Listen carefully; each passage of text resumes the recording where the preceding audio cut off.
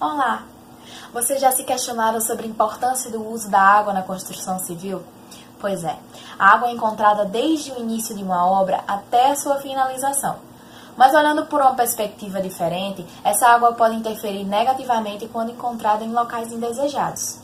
Para evitar esse tipo de situação, nós fazemos o uso de geossintéticos e de estruturas chamadas de barreiras capilares.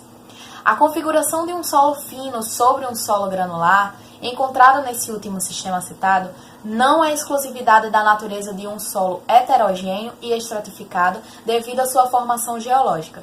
Estas formações também são encontradas em estruturas de engenharia com o propósito de tirar proveito da barreira capilar, como é o caso de coberturas para o fechamento de instalações de disposição de rejeitos urbanos e industriais, que tem por objetivo minimizar a quantidade de água percolando através desses resíduos. Nessa aula, nós falaremos um pouco sobre o conceito, importância e durabilidade desse sistema. Ficaram curiosos? É só continuar assistindo. E aí, vocês estão fazendo? Boa tarde. A gente está tentando fazer um experimento para mostrar como é que funciona a barreira capilar. Sério? A gente tem uma prova sobre isso semana que vem, não está sabendo de nada. Qual é a importância desse assunto?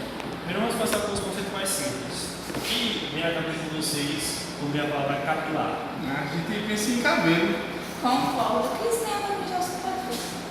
Vejam bem, vocês já sabem sobre toda a importância dos geossintéticos, correto? Tubos capilares, eles geralmente são associados ao fio de cabelo porque eles também são muito finos. Com esse conceito dá para entender mais um pouco. A barreira capilar, geralmente tem um material com textura mais grossa por baixo, e acima dele tem uma textura mais fina. E quando você está em um meio não saturado, esse de textura mais fina vai impedir, ou pelo menos diminuir, a passagem de água para o que tem a textura mais grossa. Mas como isso se aplica com geossintéticos? Tradicionalmente, os solos de baixa condutividade hidráulica, eles são aplicados para impedir o contato entre a água e o rejeito que foi depositado logo abaixo. Isso acontece em um sistema mais ou menos assim. Esse experimento simula as condições da barreira capilar em um aterro. Pode-se ver que existem duas camadas de solo de baixa permeabilidade e entre elas uma camada de areia com grãos maiores. Quando aplicamos água a esse sistema, percebe-se a evolução de um bulbo de formato esférico. O bulbo avança regularmente até encontrar a camada de areia, quando então é barrado e perde o formato esférico, evoluindo apenas para a lateral. A água só continua a avançar verticalmente após a saturação da camada de areia, quando pode-se observar a formação de pequenos focos de penetração irregulares e dispersos.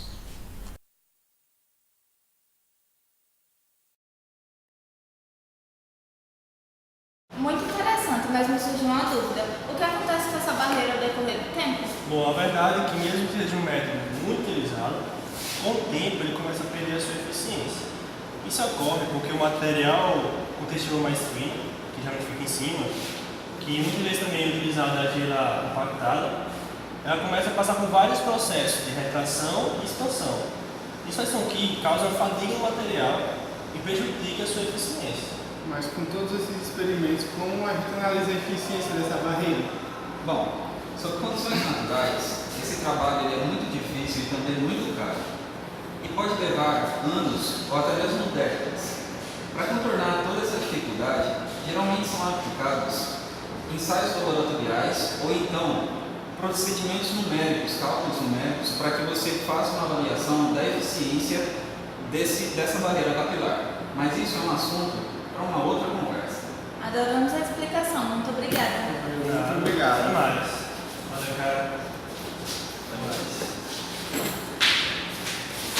Nessa aula nós aprendemos um pouco mais sobre barreira capilar. Nela vimos que é um fenômeno que acontece necessariamente em solos não saturados, que nela estão envolvidos o contato físico entre materiais de granulometria fina e granulometria grossa, e que visualmente nós observamos que esse fenômeno se caracteriza pelo impedimento da passagem de água de um solo para o outro. Em termos mais técnicos agora, nós observamos que ao longo do tempo, o desempenho dessas barreiras são reduzidas e que por causa disso, sob condições naturais, torna-se uma tarefa muito difícil analisar a eficácia dela, o que pode levar até anos ou décadas para serem realizados. Para tentar contornar essa dificuldade, geralmente utilizam-se modelagens matemáticas ou até mesmo ensaios laboratoriais para tentar prever o comportamento desse fenômeno. Como informações adicionais, vemos aqui que esse acontecimento, esse fenômeno se dá pela variação das dimensões dos poros entre as camadas, que uma outra maneira de observar esse fenômeno é que o solo de cima funciona como um reservatório e que esse fenômeno só vai acontecer até o momento em que as condutividades hidráulicas forem diferentes. Enquanto forem diferentes, esse fenômeno não acontece. Quando forem iguais, o fluxo de água vai escoar sem problema algum.